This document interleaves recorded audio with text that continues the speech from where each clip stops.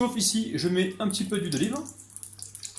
Ensuite, on y met donc le poireau que j'ai émincé, donc coupé en petits morceaux, et un gros oignon. Alors on met un peu de sel, hein, pas beaucoup. Ici, je viens donc mettre du poivre. Et là on va cuire cette préparation pendant environ 5 minutes. 5, 6, 7 minutes, tout dépend donc du poireau s'il est cuit ou pas. Allez, on va pouvoir maintenant ajouter les 350 g de champignons. C'est un truc de dingue. J'adore les champignons, j'adore ça. Et là pareil, on va cuire tranquillement. On peut mettre un couvercle si on le souhaite. Hein. Alors en même temps, vous mettez vos pommes de terre à cuire hein, pour faire la purée. Hein. Donc là, j'ai environ 7 pommes de terre que j'ai coupées donc en morceaux et je vais laisser cuire environ une vingtaine de minutes donc après l'ébullition. Et bien sûr, j'ai mis un petit peu de sel.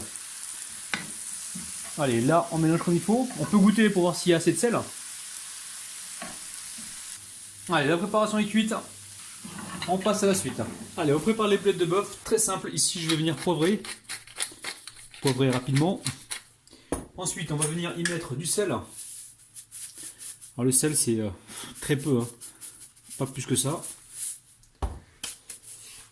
Ici, oh là là, je commence à bien parler français moi. Je récupère donc une cuillère à soupe, donc pas trop remplie, hein, de ras el hanout. Mais franchement, pour cette recette, si vous n'avez pas de ras el hanout, vous mettez ce que vous avez. Hein. Il suffit que ce soit un mélange d'épices tels que le curry, le garam masala, le tandoori. On peut mettre tous ces épices là, il n'y a pas de problème. Ensuite, ici, nous allons y mettre de l'huile d'olive.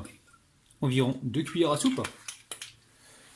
On continue avec la moutarde. Et oui les amis, vous savez que la moutarde c'est un de mes condiments préférés. Hop là. On va mettre 2 bonnes cuillères à soupe. Mais si jamais vous n'aimez pas la moutarde, n'en mettez pas, il n'y a aucun souci les amis. Et ici, on va venir y mettre du basilic. Alors moi j'ai du basilic congelé. On met 2 bonnes cuillères à soupe. Hein. Sinon vous mettez de l'origan, vous mettez ce que vous avez. Même du persil, ça marche très très bien. Donc ici, je viens mélanger comme ceci. Une fois que c'est bien mélangé, ici vous récupérez du fromage râpé, vous prenez celui que vous avez dans le frigo, moi j'ai du cheddar ici, et je vais venir donc en mettre, allez, presque 2 belles poignées. Et là, il ne manque plus qu'à mélanger le tout, et ensuite on va amener ça donc pour l'instant au réfrigérateur, donc que ça marine tranquillement, et on fera donc nos boules tout à l'heure. Allez, là j'ai goûté mes pommes de terre, donc j'ai retiré l'eau. Je vais mettre un petit peu de sel parce que je viens de goûter une pomme de terre, elle n'est pas assez salée, donc on en rajoute un petit peu. Ici, je récupère le poivre. Pareil, on va venir poivrer. Vous pouvez mettre de la muscade si vous voulez. Donc là, il n'y a pas besoin de mettre trop de liquide. Là, on fait plus un écrasé de pommes de terre qu'une purée en fait. Parce que là, si on fait une purée, on est obligé de rajouter du beurre, du lait, tout ça. Et pendant la cuisson, comme on va rajouter la garniture à base de champignons, la béchamel par-dessus, la viande, tout ça, ça va dégager du jus. Et on risque de se retrouver avec une purée trop liquide. Donc on fait attention. On va juste rajouter ici 3 vaches qui rient pour avoir quelque chose de bien crémeux. Alors c'est vrai que là comme ça a l'air un petit peu sec, mais quand on va mettre tout ça au four, je vous dis la pomme de terre ça contient de l'amidon et ça va absorber énormément de jus.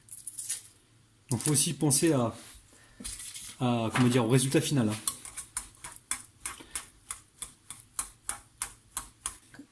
Alors, on met 2 cuillères à soupe d'huile d'olive.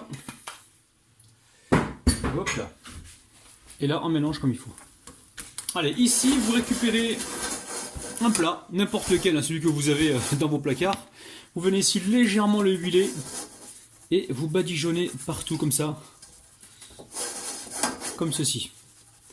Allez, maintenant, je récupère ma purée et je verse. Allez, je prends la spatule comme ça et je viens donc répartir cette purée dans le fond de mon moule. Enfin, purée ou écrasé de pommes de terre, hein. Je dis purée, mais c'est plus un écrasé de pommes de terre. Recette qui nous vient les amis de la planète Mars. C'est un truc de dingue. Ils sont fous ces martiens, ils sont fous. Ils m'en demandent toujours un peu plus. Ils savent pas que je suis un être humain, hein, je suis pas un robot moi. Hein. C'est un truc de dingue. Alors, une fois que c'est fait, ici on récupère le fromage râpé. On en met donc un petit peu comme ça. Voilà, 2 belles pincées. Ensuite, ici je récupère donc ma préparation à base de champignons, de poireaux et d'oignons. On vient la répartir dessus. Les amis, si vous aimez mon travail, n'oubliez pas, petit pouce bleu juste en bas de la vidéo, ça prend 2 secondes. Merci les amis. Allez, on répartit comme ça dessus. Oh là là, les amis, la famille, je sens que je vais me régaler ce soir. Oh là là, les amis, mi. Alors ensuite ici, je récupère mon pinceau qui m'a servi tout à l'heure pour badigeonner donc le plat. Donc là, je viens huiler ma cuillère à glace. Ici, je récupère donc ma viande. Alors, on va essayer de faire des boules. On a les mains bien propres, on les a débactérisées au vinaigre. Hop là, une fois qu'on a la première boule, on vient ici bouler. On lui fait une petite place, ici par exemple. Et on la dispose comme ceci. Vous allez voir les amis, cette recette, elle est magique. Alors ensuite, vous récupérez environ 6 fromages, enfin 6 portions de fromage à tartiner. Donc vache qui rit ou fromage frais. Et vous venez comme ça. Les amis, écoutez-moi bien. Alors une fois que vous avez préparé ça, on va réaliser ici la béchamel. La béchamel, vous le faites au dernier moment, sinon ça va refroidir, ça va se mettre quand ça va devenir compact et on aura du mal à étaler ça sur la viande. Donc vous le faites la béchamel au dernier moment. Alors ici j'ai le lait, 300 grammes. Vous allez voir la béchamel que je vais vous proposer, elle est géniale. Ici je mets 30 grammes de beurre fondu. Je mets un petit peu de sel. Alors demi-cuillère à café à peine. Ici je viens y déposer donc la farine. C'est simple comme salam alaikum les amis, c'est un truc de dingue. Ici, je récupère le fouet, où est-ce que je l'ai mis? T'es où? T'es parti? T'es pas là? Mais t'es où là? T'es où? Allez, on mélange comme il faut, et ensuite on part sur le feu. On va commencer sur un feu doux. Dès que ça bout, enfin dès qu'on voit les petites ébullitions, on compte environ 1 minute de cuisson pour être sûr que la farine soit cuite. Allez, c'est bon, on va pouvoir partir sur le feu. Allez, on va bien, au fond, on va bien s'en décoter, on ne s'arrête pas de mélanger. De préférence, si vous avez des casseroles qui soient, comment dire, sur les bords, il faut que ce soit légèrement arrondi. Si c'est trop plat sur les bords, vous risquez de cramer votre béchamel, les amis. Oui, quand vous achetez des casseroles, faites le bon choix. Allez, c'est parti, ça va prendre quelques minutes. Alors les amis, venez pas me dire dans les commentaires c'est pas comme ça qu'on a fait la béchamel. Retourne à l'école toi. Et je sais que c'est pas comme ça qu'on a fait. Mais moi, ce que j'ai envie, c'est que tu gagnes du temps, que tu fasses une béchamel express, ultra rapide, à la façon de Rabinou. C'est pour ça que je te montre cette recette. Ah ouais, t'es comme ça toi. Alors la famille, restez vigilants, ça commence à épaissir. Là, on aperçoit quelques bulles, je sais pas si vous les voyez. Quelques bulles, donc là, l'ébullition démarre. Ça veut dire qu'il va falloir compter environ 1 minute les amis. Pour être sûr de cuire la farine. Mais qu'est-ce qui se répète? Allez, la béchamel est prête. Je vais ici en mettre d'abord sur la viande. Et le restant, je le répartirai donc directement sur ma garniture. Alors en même temps, vous pensez à préchauffer le four à environ 180 degrés. Là, le but du jeu, c'est de cuire la viande et de faire un petit peu gratiner. Ça devrait aller assez vite. Faut compter environ une vingtaine de minutes. Allez, on récupère le fromage cheddar. Encore une fois, vous prenez celui que vous avez au frigo, les amis. N'allez pas acheter du cheddar exprès. Allez, direction le four.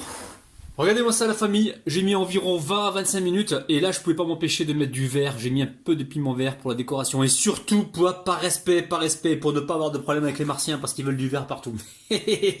On passe aux dédicaces, aujourd'hui je dédicace la famille de Clarisse parce qu'ils veulent manger en ce moment que du rabinou, ça fait plaisir. Ensuite, je dédicace Maram, Sofiane, Anissa, Fleur, Rosalie, Siam, Yaya et Demo59. Oh là là là là, les amis, Bon, assez plaisanté, on va passer à la dégustation. Mais on va voir un petit peu ce qui se passe à l'intérieur, les amis. Donc là, on a les boulettes de viande.